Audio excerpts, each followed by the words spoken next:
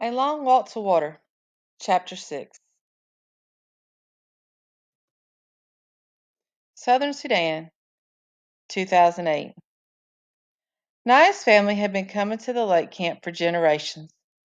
Naya herself had been there every year since she was born. One thing she liked about the camp was that even though she had to dig in the clay and wait for water, she did not have to make the 2 long trips to the pond every day.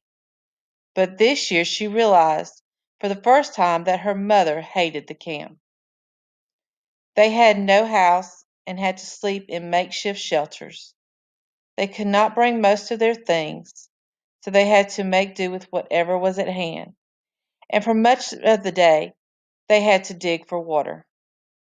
But the worst was the look of her mother's face when Naya's father and older brother, Deb, went off to hunt.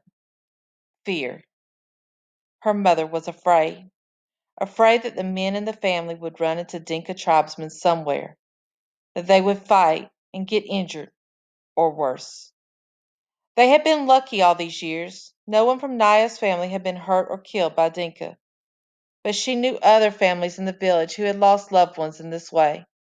Naya could see the questions in her mother's face every morning. Would they be lucky again, or was it now their turn to lose someone? Southern Sudan, 1985. Salva's mouth closed and opened again, as if he were a fish. He tried to speak, but no sound came out of his throat. He tried to move, but his feet seemed stuck to the ground. Salva, the man said again, and hurried toward him.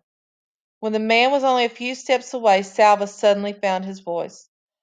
Uncle! He cried out, and ran into the man's arms. Uncle Joer was the younger brother of Salva's father. Salva hadn't seen him in at least 2 years, because Uncle had been in the army. Uncle must know about the war and the fighting. Maybe he will know where my family is. But these hopes were dashed as soon as Uncle spoke.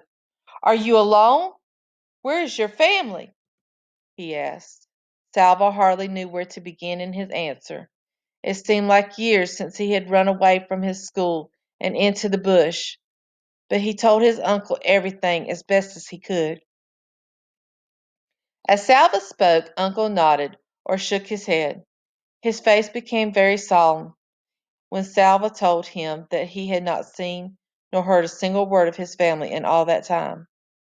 Salva's voice trailed off, and he lowered his head.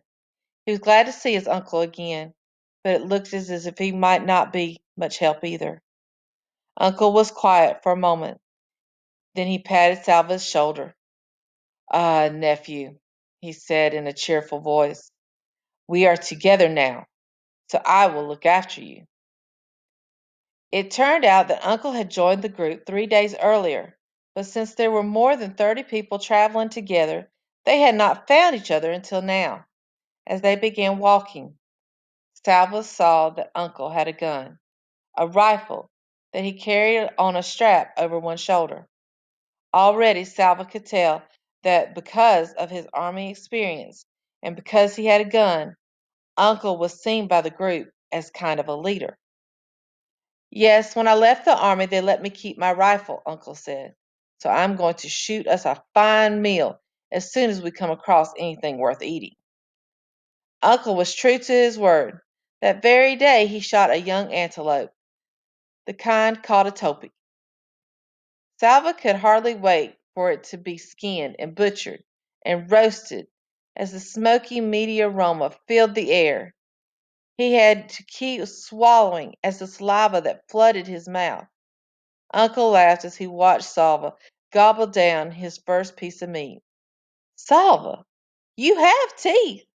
You're supposed to use them when you eat. Salva could not reply. He was too busy stuffing another chunk of the delicious charred meat into his mouth. Even though the topi was a small one, there was more than enough meat for everyone in the group. But it did not take long for Salva to regret his haste in eating. After so many weeks of near starvation, his stomach rebelled mightily.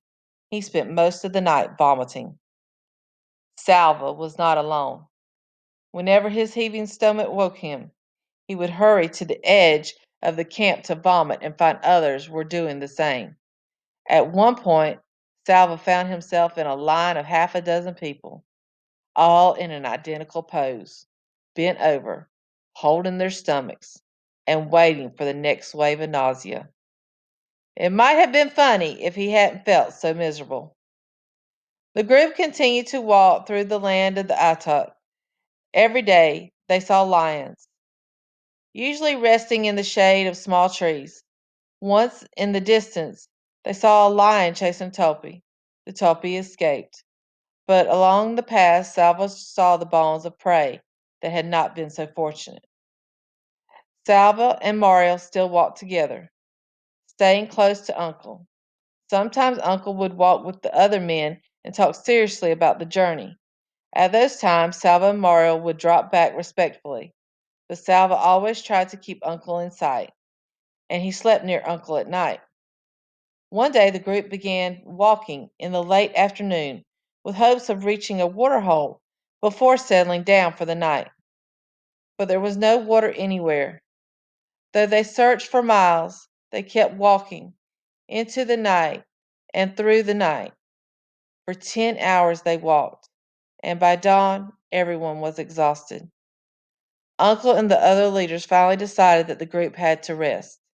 Salva took 2 steps off the path and fell asleep almost before he lay down.